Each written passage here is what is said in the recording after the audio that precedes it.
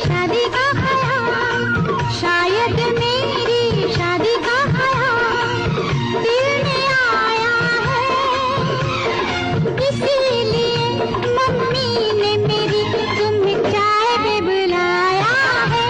क्या कहा, फिर से दोहराओ। शायद मेरी शादी का ख्याल, शायद मेरी शादी का ख्याल दिल में आया है, इसीलिए मम्मी ने मेरी तुम्हें चाय पे बुलाया है। पंछी अकेला देख मुझे, पंछी अकेला देख मुझे, ये जाल बिछाया है, इसीलिए मम्मी